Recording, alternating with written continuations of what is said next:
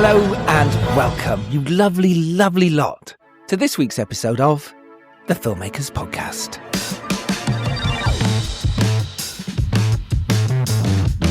This is a podcast where we talk filmmaking, from indie film to studio films to high-end TV to documentaries, commercials and everything in between.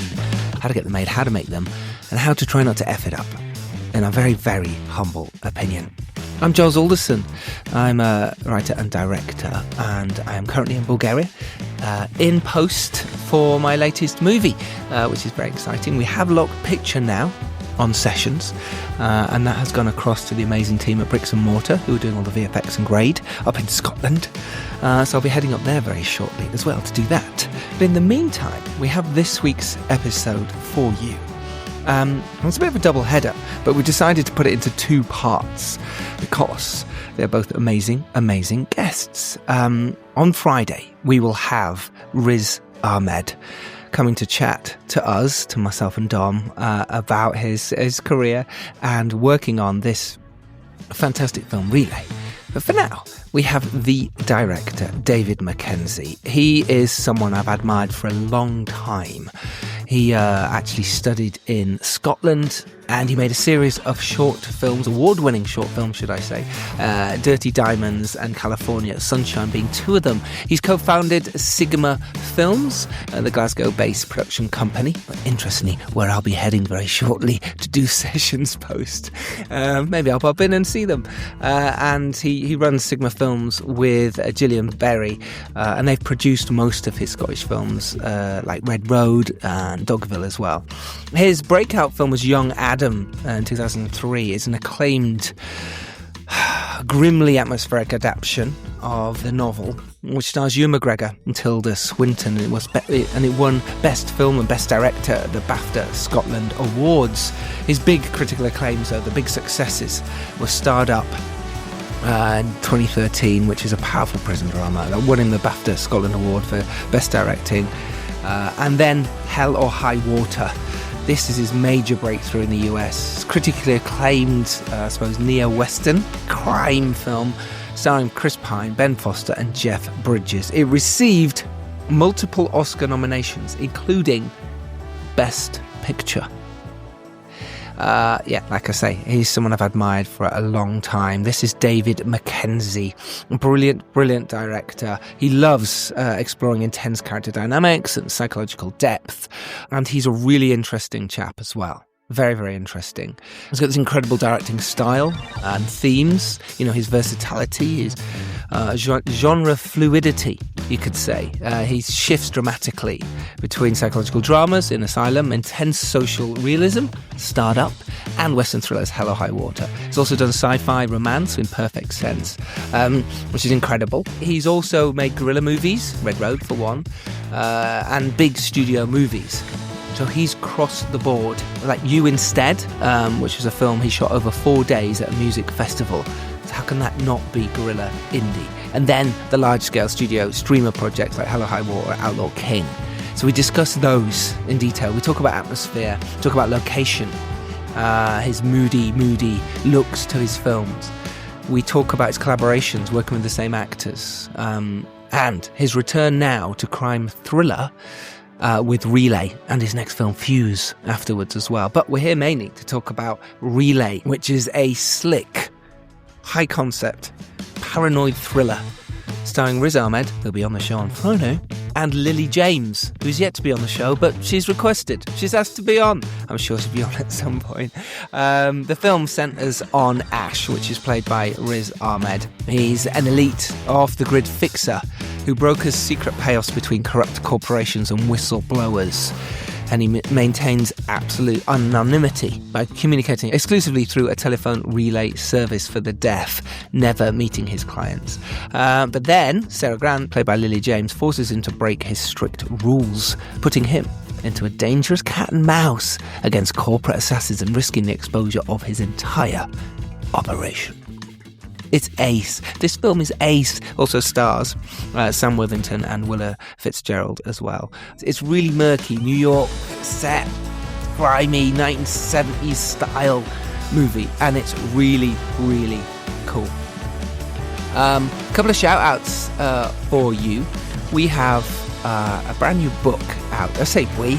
It kind of is to do with we, but it's not the Filmmakers Podcast we, even though the Filmmakers Podcast gets a very big mention in the book. Anyway, more on that in a minute. This book is called Film Marketing and Distribution, and it is by the wonderful Jonathan Sadler. And this is an independent filmmaker's guide to marketing and distribution and breaking into the world of independent filmmaking. It is a film marketing 101. It is a must read. I really highly recommend you read this book, get this book.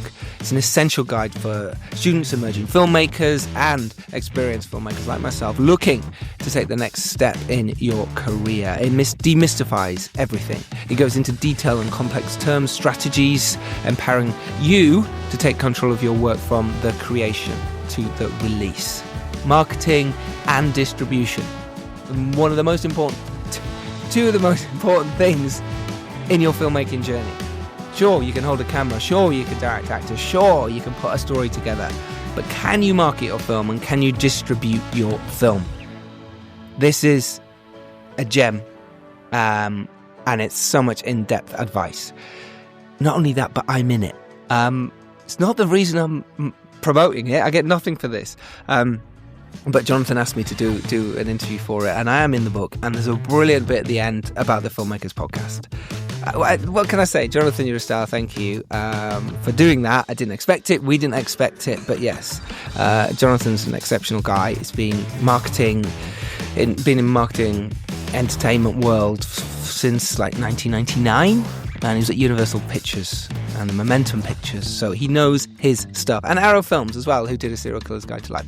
Anyway, film marketing and distribution, link is in the show notes. I'll speak to Jonathan and see if I can get a discount for you. If you want that, hit me up. Hit us up on our socials at the Filmmakers Podcast, on Instagram at Filmmakers Pod, on X and all the other good places. Go on our Facebook page. Go on our website, filmmakerspodcast.com. If you like this, tell your friends. It's so important, by the way. So important. Like, share, subscribe. We're on YouTube. Blah, blah, blah, blah, blah. Right, it's enough. Oh, what? What's that? We're on YouTube? Yeah, we're on YouTube. Most of these are video now these days, especially the big players. Last week's episode with the amazing team behind Roofman, Channing Tatum. He's on our YouTube. Don was chatting to him. Go watch that. Anyway, let's get back to the episode. I was supposed to do another shout out. I can't remember it. I'll do it next. I'll do it on Friday on Riz's episode. On Riz Ahmed this Friday. Going to be a good one. So David Mackenzie, here he is. This is an amazing director. You're going to learn so much from this episode. His credits are Young Adam, Hallam Foe, Perfect Sense, Startup, Hella High War, Outlaw King, Relay, and coming up, Fuse. Right, let's get to the episode. David, it's a pleasure to meet you. Hello. How's it going? Very good. Very good. Excellent. Whereabouts are you at the moment? I'm in Joshua Tree, California. Oh, wow. Lovely. Do you live there now? Well, I kind of a part-time live. I've had this house for about 9 years, and I sort of come here as a sort of a retreat to try and write or kind of get my act together or do sorts of things like that. And so yeah, that's kind of what I've been doing. I've been living in LA for the last 4 years. Okay, and we're moving back to Scotland. Or my wife and kids have moved already. Just sort of like in the rear guard, trying to kind of like move everything we had in a sort of 4-bedroom family house in LA to 2-bedroom retreat in so I've got a container outside of the backyard, and still nice. Every day is like sorting through the rubbish. But anyway, I'm getting there eventually. Were you missing the really, really lovely weather that Scotland has to offer compared to Joshua? Well, I have been back, so I did get a little taste of it, and it was like, oh, okay, I'm not sure I'm ready for this yet. Yeah. But, apparently, it was a really great summer. But it's great when I was best on record. Yeah. Yeah, best on record. But since records began in Scotland, I love it. I mean, it was an actual summer, which is a miracle in itself for Scotland. So. It is. We heard. But anyway, listen. Relay is fantastic. What a brilliant film! Absolutely intoxicating, intense. I loved it. Riz and Lily were amazing. What a joy! What a treat! So well done. First of all, congrats to you. Thank you. Absolute was pleasure. I have to say it was kind of a labor of love because Yeah. it was not an easy film to make. Mm. Just the nature of the budget and the filming in New York and those kind of things meant that we had I think 27 shooting days to shoot 300 scenes, which was Okay. tight, very tight. And I like to pride myself on the fact that I can work fast uh,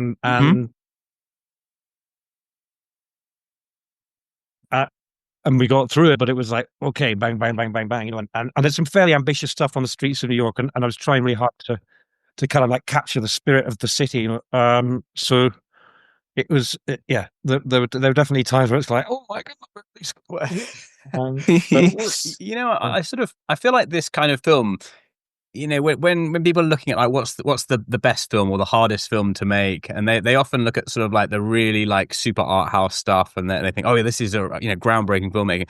I think something like this, to make it really engaging, really tight, believable, plausible, and exciting, where, you know, like what Giles said at the start, like absolutely gripped all the way through, is one of the hardest things to actually do in film. It's such an underlooked genre, and it's so hard to execute as well as you've done here, and to, you know, to really care about the characters. I mean, what's your thoughts on the genre in general? Because I feel like we haven't had enough of these kind of movies in a long time. I think it is interesting. I think what you're saying is true, because there's a lot of complexity in there. There's so I mean, like, editorially, that there's nothing in there that really sort of doesn't need to be in there, and we work really hard on that. And so you're juggling lots of things, lots of details, and you know, a lot of it is not in the dialogue, as you know. Riz doesn't speak for the first 30 minutes of the film, you know. But it you know, and so it's information and detail, and trying to get the pacing right, and trying to get all. It's a complicated puzzle, as it were. So I mean, you know, in a way, you are right. It's just there's a lot of moving parts, and there's a lot of things to kind of fit together to make it all, you know, sort of hold into the shape it does. Well, comparing it then, you mentioned they're like 27 days to shoot.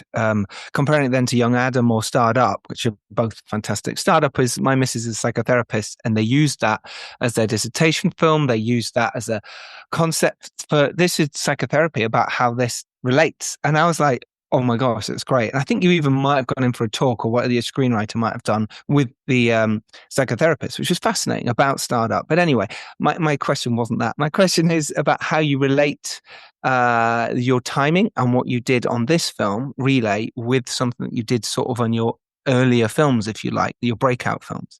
Well, it's a very easy one. That was we shot Starred Up in 24 days. And so it was a single location movie. Yes, prison. I mean, literally, we were turning out every day to, you know, to Crumlin Road Jail in Belfast, and we knew exactly, and we were shot it in sequence as well, so we knew exactly where we left it the night before, and started exactly. So you know, it was still a real scramble to get through, particularly towards the end, because you shoot in the sequence, everyone gets so knackered.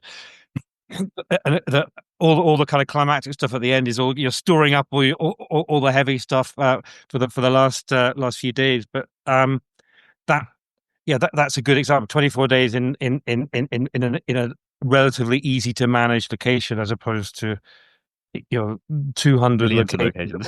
Yes, New York. In 27 days, you know, it's a good comparison.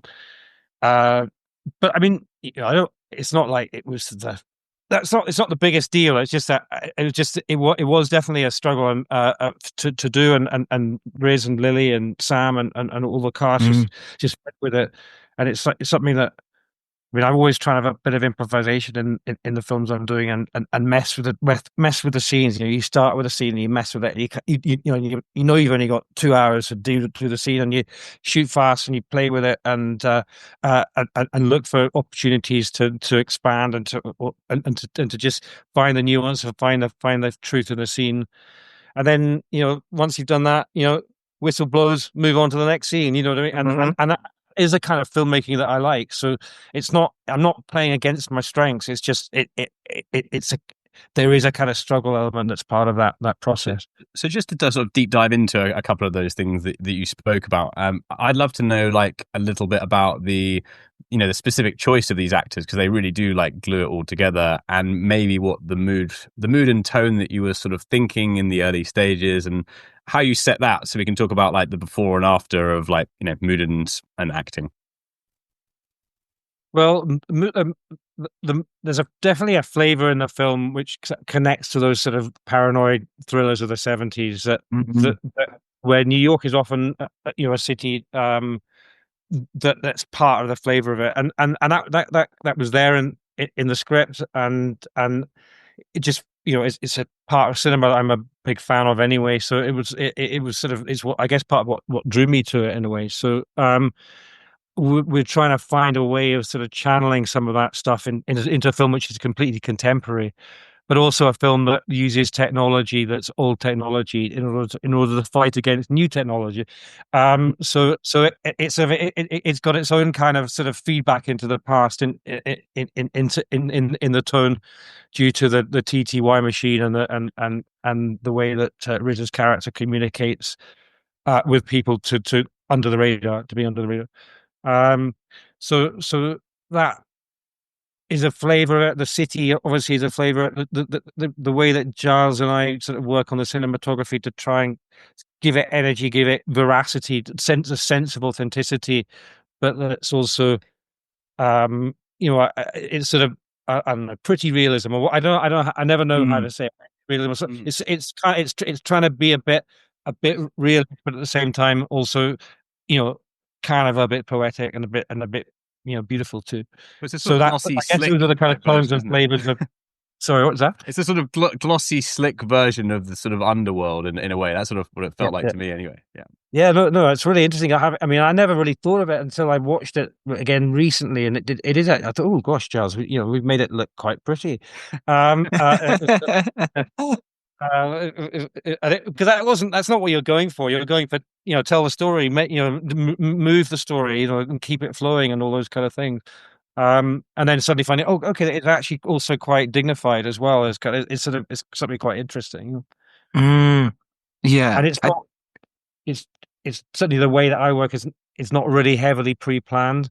It's a bit loose. It's a bit like kind of you're trying to find it and try to use your own instincts and channel everyone else's instincts to kind of get to where you need to go. So that was kind of the way we approached it.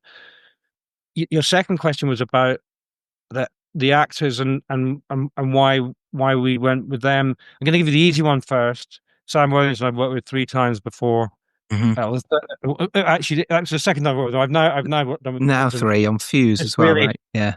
I really like Sam, and I think he's a great opportunist in terms of taking characters that don't have a great deal of detail on the page and giving them flavors and directions and all sorts of things that are really interesting. So that's Sam. Riz is someone who I've just admired almost from the beginning, and him and I find ourselves talking to each other a couple of years before this film was made, and I just thought this was right for him, and it sort of felt like there was. I mean, he's got an incredible look in that he's kind of tough, but also very kind of fine featured and delicate. There's a lot you can do without having to hear him talk with what he does. He can communicate an awful lot. I think he's a really brilliant actor and just got very strong instincts in how to do things. It felt like a really cool choice, really interesting. I mean, the original script, there's a whole line about being a Muslim in post 9/11 New York that came out, wasn't in the original script, but Wiz and I kind of evolved that, with him and what that means. And I mean, the character, I'm not giving anything away. The character, goes occasionally to AA, and it's obviously a recovering alcoholic, and that's something really interesting with with a Muslim character. It's like, okay, oh, you don't hear those stories, So that Riz evolved that in a kind of in a really cool way, and that was exciting. Lily is a really lovely actress who generally exudes an air of innocence to her, and I don't know why. And I know she's played some tough girl characters and but it's very hard not to see Lily and think of her as somehow young and innocent, and she's playing a scientist who's in trouble. She's quite a little bit nervous. She's sort of she's a whistleblower. She's lost on her path and wants to find a way back to kind of making her life normal again. So she's very jittery, and I think she absorbed that character in a really, really interesting way, and so that was that.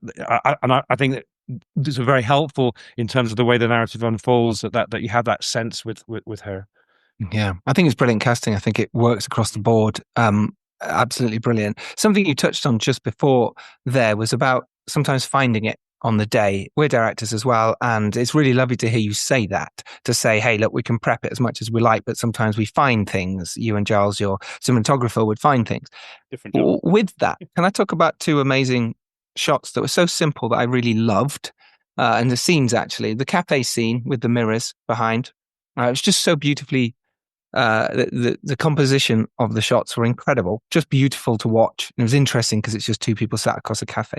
The other one was the first time, I believe, that they talked to each other, our two leads, on the phone, and one was in bed and the other one, and it was just the empty space you kept between each side of the character that made it feel lonely and beautiful. Can we just touch on composition and framing, and obviously what you prep and what you think about as a director before you go into shoot and then when you're on set on the day? I mean, I'd love to say I'd like to think about composition and framing as little as possible. I mean, I think as an instinct, I've been doing this for 30 plus years. As an instinct, of course, I'm thinking about framing all the time, and so it's a selection of locations, a selection of where things go. Is all that process is going on, but it's not going on in a conscious way. It's going on like, okay, yeah, there's an opportunity there, there's an opportunity there, and then when you're actually on the day, obviously, the DP's got an aesthetic point of view. Giles and I, we share aesthetics point of view. So you kind of find it. But interestingly, with the second scene you talked about of their first, real human connection with each other, that. Because we had to shoot Lily's scene first and then Riz's scene second, we were quite prepared on that. We put them on the right side of the frame. We kept space. And we just had a slow push in. We wanted to feel it kind of the atmosphere very still. I mean, and Riz has got the city behind him, and all that. She just in her apartment, but still, and just sort of let the thing tingle a bit. So that was something that we were, by definition of knowing that we had to film it in two separate elements, we were prepared on.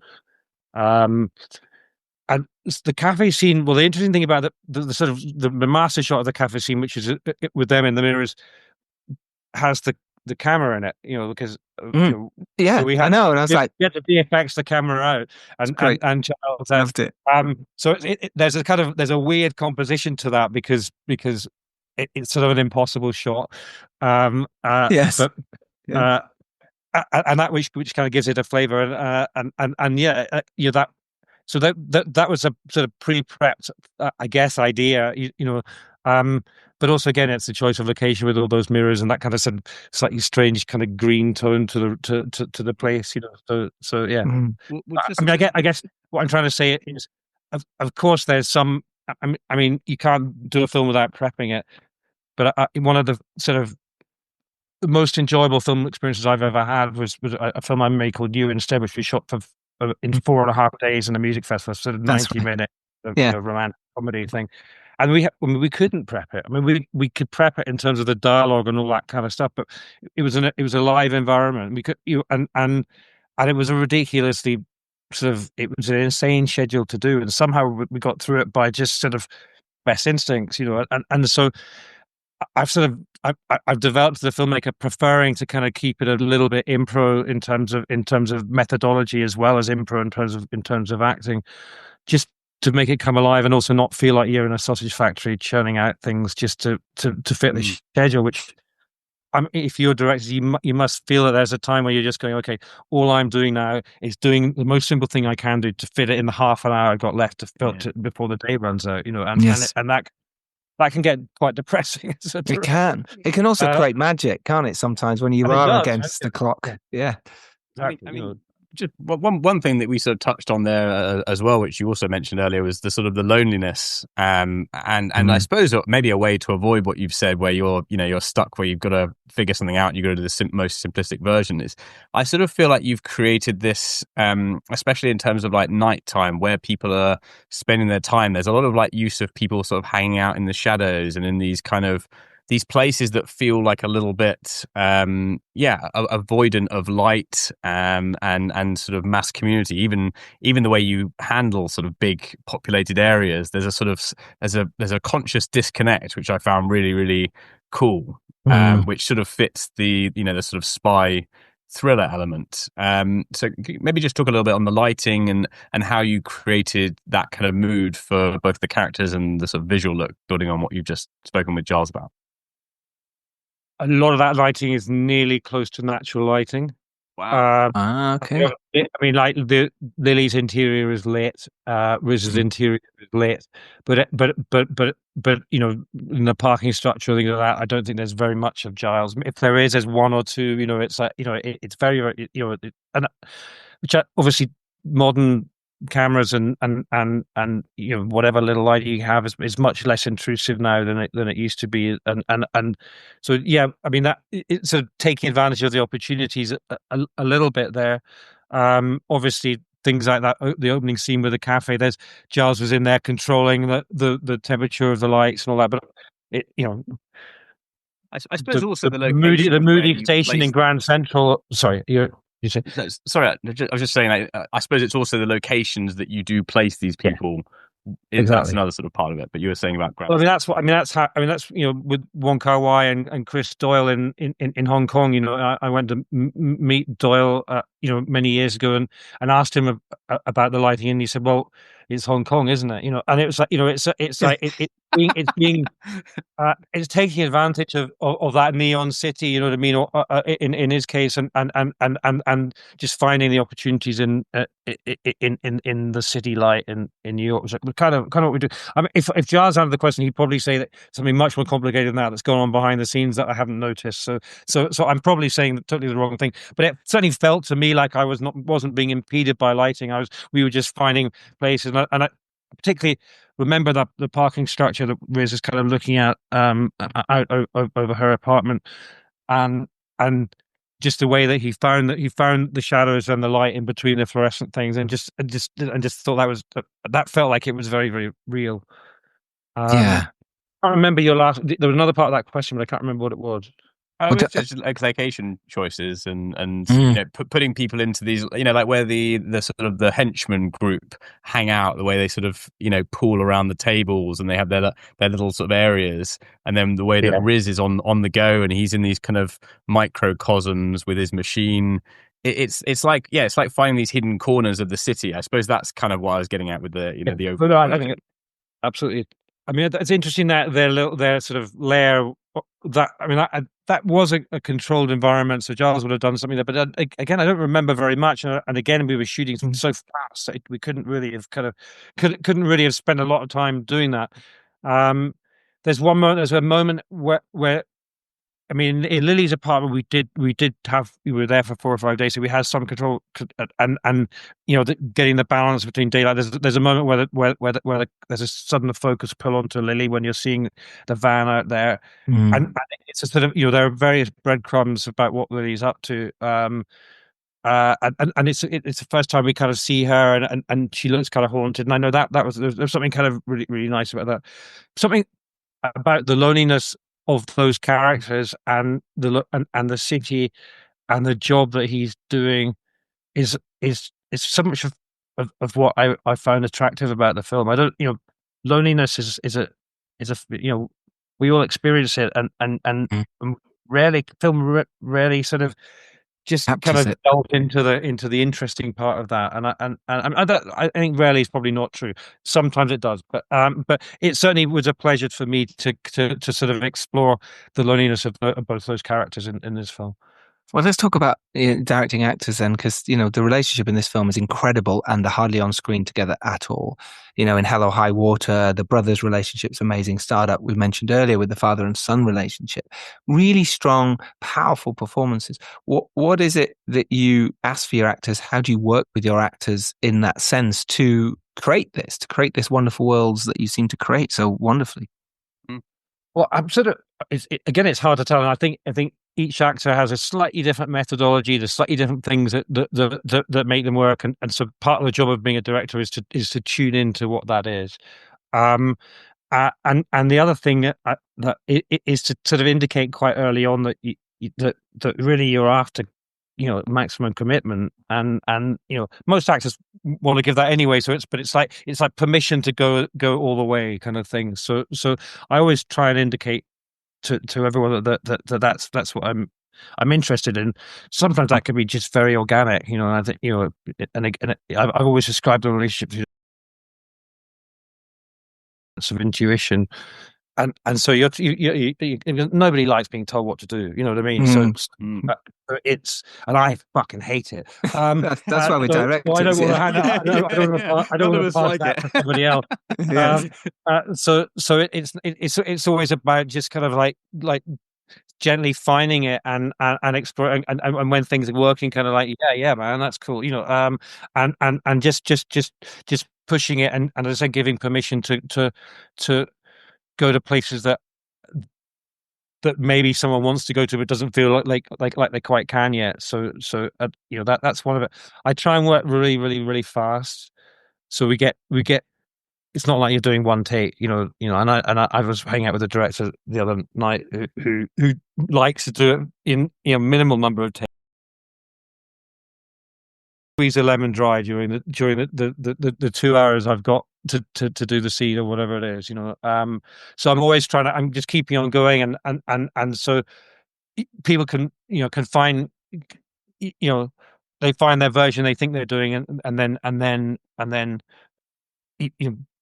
something else gives them an idea, and they can try that, and eventually that, and so sometimes we end up with the first take, sometimes we end up with something that's completely different.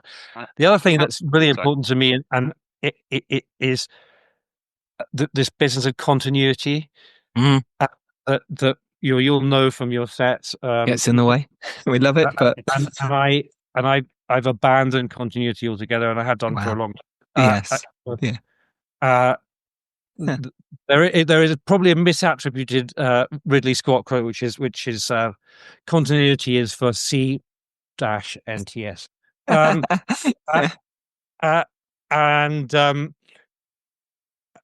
So the first thing I say to Max is that there's no continuity on set. You will not have a script supervisor telling you when to pick up that glass and when not to. You're responsible for your own stuff. You don't have to repeat. You don't have to lock yourself into a version of the scene in the first take and then spend the rest of the time slavishly copying it, which is freaking stupid. It is. Yes, it can be. And so that whole element of it is, if you're worried about whether you do which way is the right way to do it, don't speak to somebody who's got a script in front of them like that. Speak to the director, please. And we'll get so you abandon this idea that you're solidifying something, and you're keeping the idea of it being liquid until the last moment, when move on, please. So I think that's a really important thing, that suddenly you've got a creative 2 hours as opposed to a creative 10 minutes, and then that's like, how do I copying fit myself into the box for the rest of it? I think also when you've got like good enough performances and story, and you lock into that, like, you don't notice continuity. I feel like it's when you're not locked in is when you start noticing those things as much anyway. That it's always films where you don't quite buy the acting or something along those lines. Yeah, very early on in my career, I found myself watching Goodfellas, and there's a scene in where he's visited in jail, and a lot of it shot reverse shot, and there's these very big, bright, prime-colored kids' building blocks that are very heavy in the scene, and if you look at the scene, these building blocks freaking move from there to there to there, different colors. The continuity is absolutely all over the shot. Absolutely. Of physical object, but I bet you've never noticed it before. Yeah, people don't notice these things, and it's like if you're engaged, you don't think about it. And also the other thing about continuity is you never cut a scene the way that you shoot it. You're always trying to compress or expand time. So actually trying to slavishly kind of like meet things is a waste of time.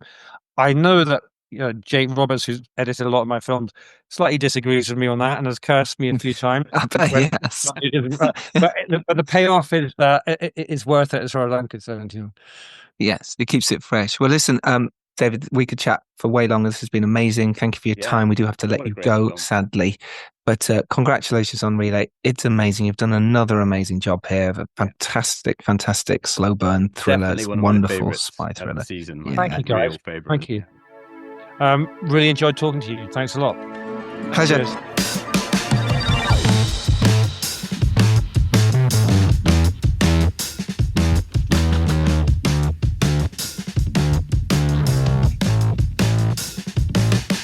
Well, there we have it. That was the amazing David Mackenzie talking about his rather exceptional film Relay. Go watch it. It's out this Friday when our Riz Ahmed episode drops on all the best players. Link to it is in the show notes. Highly recommend you watch this movie. It's ace. Thank you so much for listening.